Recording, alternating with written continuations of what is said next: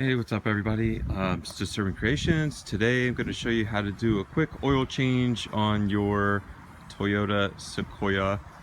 This one happens to be a V8. So we're going to raise the hood. We let the car idle for 5 minutes to get the oil to get a little more soft, so it's not clumped up, so it'll pour out nice. I took the cap here, this is the oil cap, off so we can get air. Right down here, see the blue thing right here? It's a little bit hard to see. So right below the air condition is this filter. So if you want to take the filter out from the top, you have to put a couple of rags on the bottom to catch the oil and unscrew this filter and put the new filter on. Otherwise you have to take the bottom piece off of the bottom to get the filter on right here. And this is one of those box filters. You just take this whole piece off and replace it. When you take this off, make sure that you look on the piece of filter and see that the O-ring is there, so you don't get what's called a double filter. And I'll show you what the filter looks like. So this is the old filter right here. I just unscrewed it and you see the black ring here.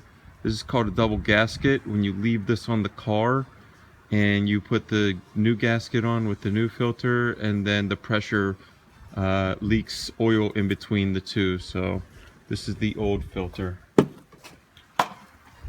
And this STP was the new filter. That's the blue one, straight down. So it's pretty easy to get to. You don't need any fancy tools or whatever. I took it off by hand and put it on by hand. So then underneath, we're gonna crawl under the car right here. And this is gonna be a 14. I'll show you. So come right down underneath, and you see this plate right here, right? See the plate? So it's going to be right behind this plate. Now this is the plate you can take off if you're going to get that filter off over there, but I just put some rags in there so I don't have to waste time. I'm going to come right underneath here. Right underneath here. You see it? Okay, I'm going to edit right here. Now right when we're getting down under that plate right there, that is the oil plug right there. And it's a 14. And I put my handy dandy 14 on it, you know, just a ratchet with an extension. And I left it off so you can actually see it, you know. So, gotta tighten that back up. Always tighten this with your hand. Never do this with the gun. You do this wrong, you put this on with the gun, you rip this through too tight, you got to take this whole oil pan off. You might have to pull the motor. You don't want to ever do this. So I'm going to put this on hand tight. I'm going to snug it, wipe this oil off, snug it up in there. I drained all the oil into this. You can see how dark it is. You got to catch all that oil. Can't just let that go on the ground and then take it to like one of your local stores that recycle it, or you can get a burner and recycle it yourself. But now I'm going to show you where to put the oil in so you can get moving. So we're going to crawl back out. Now remember we took that oil cap off earlier? I took this off because it lets air go through the system. When you're draining the oil on the bottom, it seems to pour a little faster. So if you don't want it to pour, you're afraid for it to spill, leave this cap on and it'll go slower. If you're comfortable or take this cap off and it'll pour faster. So I put this funnel in here, and this V8 Sequoia takes 6.6 quarts.